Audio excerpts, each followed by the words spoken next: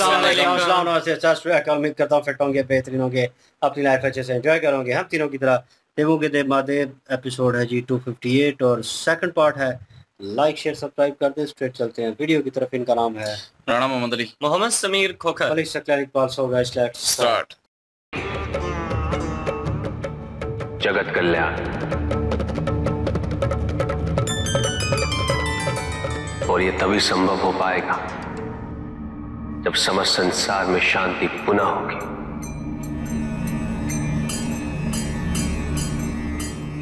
और उसके लिए देवताओं और असुरों में संधि होना अनिवार्य है। किंतु असुरों और देवताओं में द्वेष का कारण क्या है? ब्रह्मदेव से ऋषि कश्यप की उत्पत्ति हुई। ऋषि कश्यप और उनकी पत्नी दिति ने असुरों को जन्म दिया और उनकी दूसरी पत्नी अदिति ने देवताओं को। दोनों के पास अपने अपने लोक हुआ करते, अपने अपने कार्यावली, किंतु वो संतुष्ट नहीं थे। सब कुछ होते हुए भी? हाँ पार्वती, क्योंकि उनके मन में और का लालच था। जो दूसरे के पास है वो मेरे पास क्यों? भले ही उसे प्राप्त करने के लिए किसी को छलना पड़े, किसी को हानि पहुंचा पड़े। लालच की पूर्ति करना ही उनकी उपलब्धियों का प्रतीक बन गई थी। आवश्यकता अनुसार उनके पास पर्याप्त था, किंतु लालच और महत्वाकांक्षा के लिए तो तीनों लोक भी कम है। इसलिए उनमें सदैव युद्ध होता रहा। जहां युद्ध जीवन शैली बन जाए और जय पराजय जीवन का उद्देश्य, वहां शांति कैसे स्थापित हो सकती?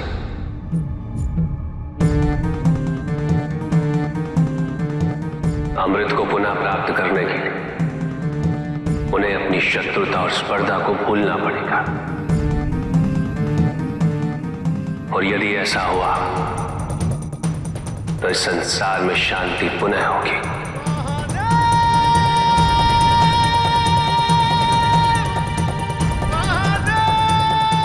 हम तो समझ गए, किंतु हमारे मन को कौन समझाएगा?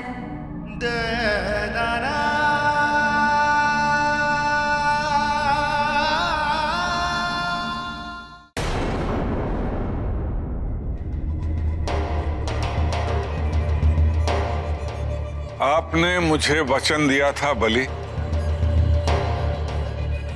मैंने अपना वचन पूरा किया है महाराज। स्वर्गलोक पर आक्रमण करने हेतु मैंने वचन दिया था और मैंने उसे पूरा किया।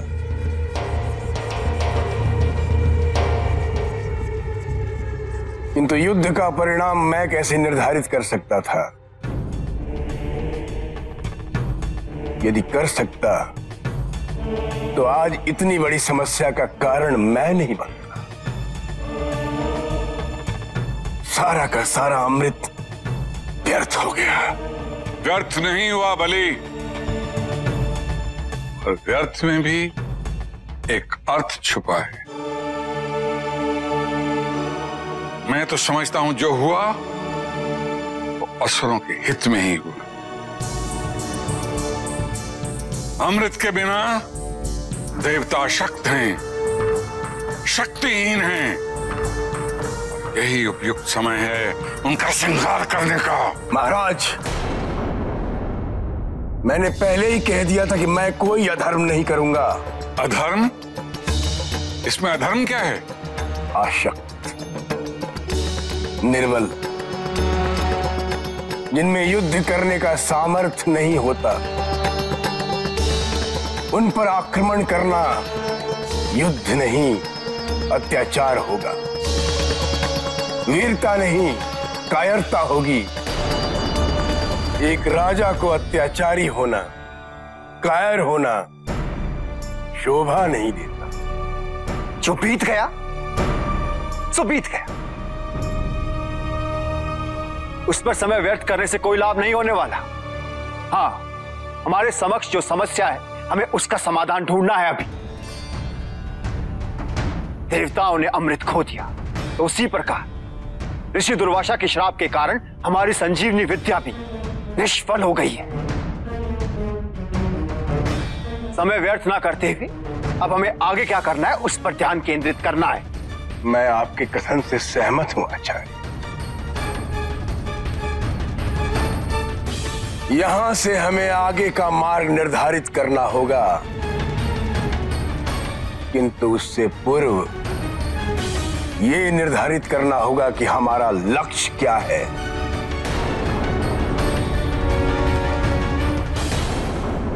युद्ध तो असुरों और देवताओं का है, उनके अपने स्वार्थ का, अपने अपने वर्चस्व का। उनके लिए हमें बलिदान क्यों देना पड़ता है स्वामी? अपनी भावनाओं को आहत क्यों करना पड़ता है? उनके लिए हमें ही परीक्षा क्यों देनी पड़ती है? देवराज इंद्र के लिए कार्तिकेय ने तारकासुर से युद्ध किया, उन्हें उनका आधिपत्य लौटाया, किंतु उन्होंने जो कार्तिकेय के साथ किया वो हम कैसे भूल जाएं? कैसे भूल जाएं कि उन्होंने कार्तिकेय के मन में भेद उत्पन्न किए थे? हमारा पुत्र हमें छोड़ के जाने वाला था स्वामी। असुरों ने सदैव आपको, हमें, कार्तिकेय और अशोक सुंदरी को हानि पहुंचाने के अनेक प्रयत्न किए हैं,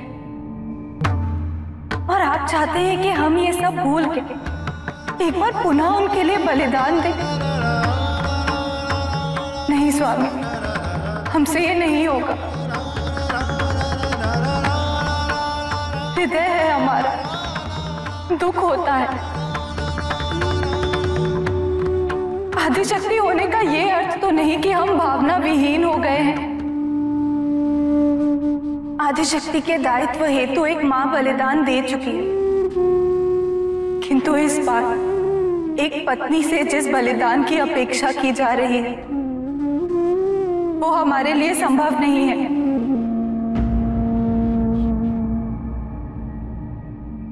जिस परिणाम की पूर्व अनुभूति हमें हो रही है वो हमें स्वीकार्य नहीं है, फिर उसका उद्देश्य कितना भी महान क्यों ना हो।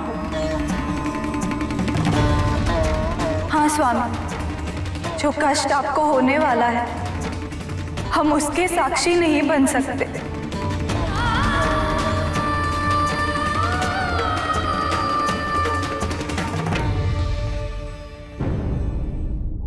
नारायण नारायण। देवराज, क्या स्थिति हो गई है आपकी? महादेव, सेनापति कार्तिकेय, रक्षा कीजिए। ऐसी विकट परिस्थिति में भी आपको हास प्रयास सूझ रहा है मुनिवर? मुझे कुछ तो सूझ रहा है देवराज, किंतु प्रतीत होता है कि आपको कुछ भी नहीं सूझ रहा। ऋषि दुर्वासा के शाप का प्रभाव आप पर कुछ अधिक ही कष्टदायी सिद्ध हुआ है। राजा तो हैं, किंतु शासन ही नहीं, आभूषण तक नहीं, और चलो वो यदि मिल भी जाए तो क्या, सबसे महत्वपूर्ण तो था अमृत, वो तो गया गया। अब आपके पास कुछ भी शेष नहीं है देवराज।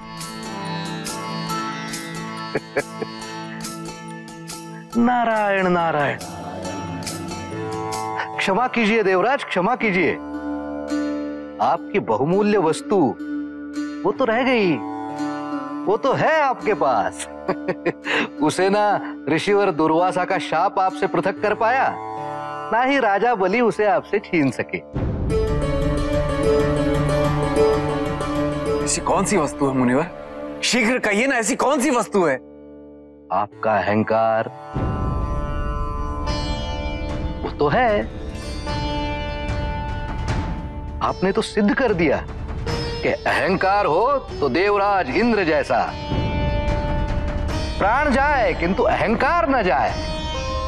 देवर्षि, अब तो आप ही कोई उपाय बताइए। देवगुरु बृहस्पति, इस विकट समय में मेरे पास उपाय कहां? अब उपाय तो केवल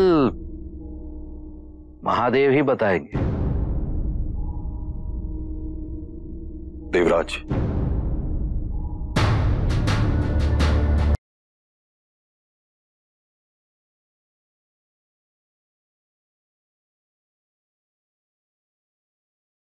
जी बिल्कुल जी। यहाँ पे माता पार्वती जी और शिव जी जो हैं वो दोनों ही गुफ्तगू कर रहे थे इस चीज को लेकर के देवता और असुर जो हैं वो किसकी संतान है। तो ये भी हमें जानने के लिए मिला है जी कि ऋषि कश्यप जो है उनकी दो पत्नियां थीं। एक संतान जो है वो देवताओं की है और दूसरी संतान जो है वो असुरों की है। मतलब कि माएँ अलग अलग हैं लेकिन वंशज एक ही है। पीछे से कह लीजिए कि जो जड़ है ना एक ही है, शाहें सिर्फ आगे से दो हैं। लेकिन मेरा एक सवाल है कि जब हमने जो महाभारत देखी है, सॉरी यही सीरियल ये है। इसी का जो पहला पार्ट है, सॉरी मैं महाभारत पे ले गया। इसी का पहला पार्ट जो था सती जी के रूप में, जब वो ऋषि कश्यप थे उनके और उनकी दीदी थी जो मेरे क्या नाम, अदिति तो वो थे। तो इधर महादेव जी ने जब बोला कि ऋषि कश्यप के जो है वो अदिति जो उनकी पत्नी थी उसमें से देवता मतलब के हुए और जो दूसरी पत्नी थी उनसे जो है वो असुर हुए।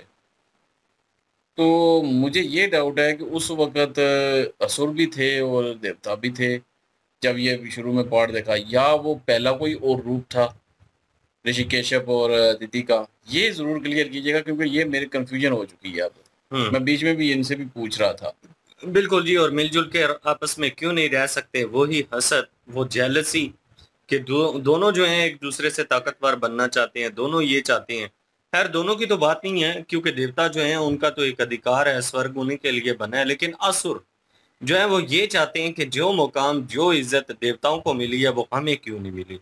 तो वो चाहते हैं कि वो भी ताकतवर हों, उनका भी एक अलग से लोक भी उनको दिया हुआ है लेकिन उनको स्वर्ग जैसा लोक चाहिए, उनको स्वर्ग ही चाहिए। वो कहते हैं कि अगर देवता जो है उनके पास स्वर्ग है तो ये हमारे पास भी होनी चाहिए, हमें भी अधिकार होना चाहिए। इसी चीज को लेकर आज दिन तक वो दोनों आपस में मिलजुल कर नहीं बैठ सके। लेकिन यहाँ पे माता पार्वती जी जो हैं उनकी सहायता की जरूरत है और उन्होंने भाई साफ साफ इनकार कर दिया। उन्होंने कहा है कि इस दफा हम कोई बलिदान नहीं देंगे और वो सारे का सारा जो इनकार है वो देवराज इंद्र जो हैं इनके एटीट्यूड को लेकर है, क्योंकि ये हर दफा ऐसा करते हैं कि जो भी सहायता इनकी करता है उसको क्रेडिट नहीं देते और हमेशा से अपना नाम लेते हैं। तो माता पार्वती जी ने इन बातों को दोहराया। उन्होंने कहा कि सेनापति कार्तिकेय जो हैं उन्होंने कितनी बलिदान दिए, मैंने कितना प्रयास किया है, हमें कितना ज्यादा नुकसान पहुंचाया है असुरों ने, लेकिन फिर भी हमने देवताओं का साथ दिया हमेशा से। लेकिन देवराज इंद्र जो हैं उन्होंने बाद में कार्तिकेय कुमार जो हैं उनके दिल में इस तरह की बातें डाल दी थी जिसकी वजह से हमारा पुत्र जो है हमसे हमेशा के लिए दूर जाने लगा था। लेकिन ये तो अच्छी बात है कि इन्होंने खुद प्रयास करके अपने पुत्र के मन से वो शंका जो है वो दूर की है।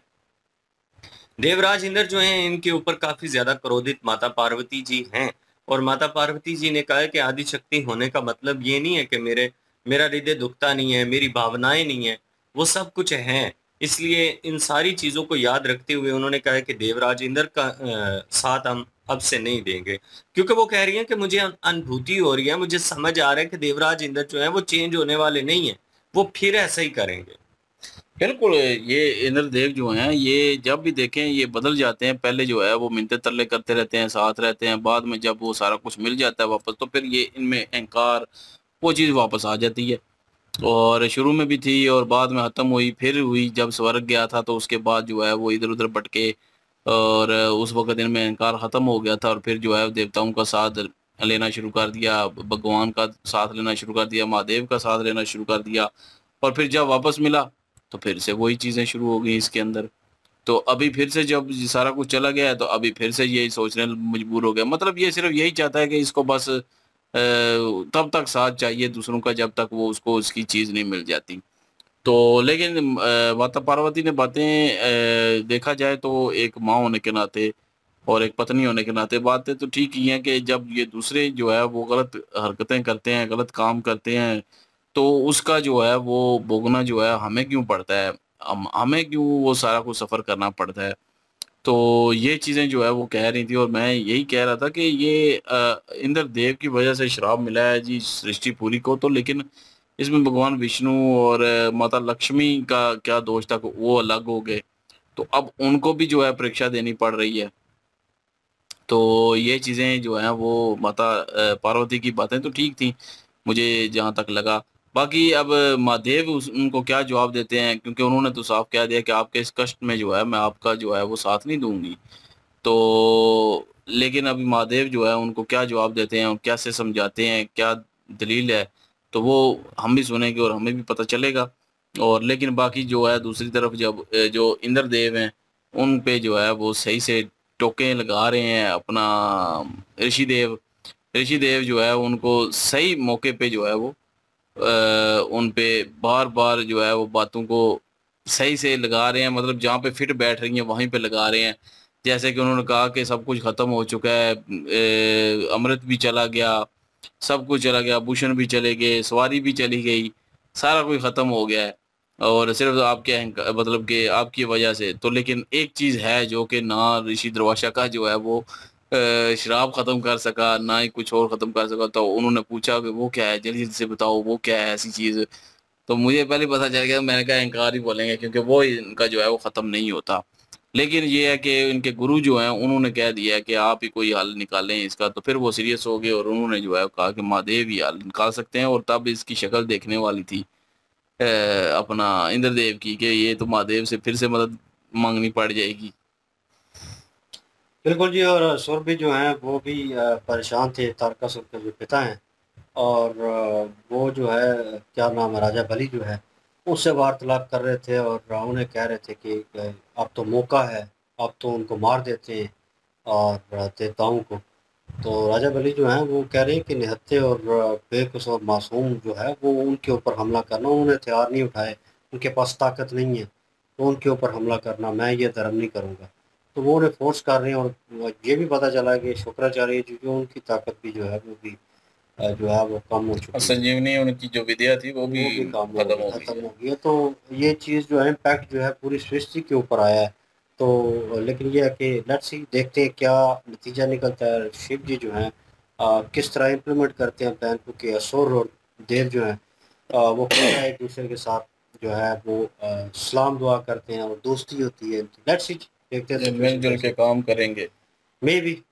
और वो संजीवनी जो है वो निकालनी ज़रूरी है। वो क्या नाम है, अमृत का प्याला जो है, क्या नाम है, अमृत कलश अमृत कलश अमृत कलश जो है वो निकालना है उन्होंने। लेट्स सी जी, देखते हैं नेक्स्ट पार्ट पे चलते हैं। लाइक शेयर सब्सक्राइब कर दीजिएगा। इंशाल्लाह मिलते हैं नेक्स्ट वीडियो में। अपना ख्याल रखिएगा, दुआ में याद रखिएगा। तब तक के लिए अल्लाह हाफिज़, पीस।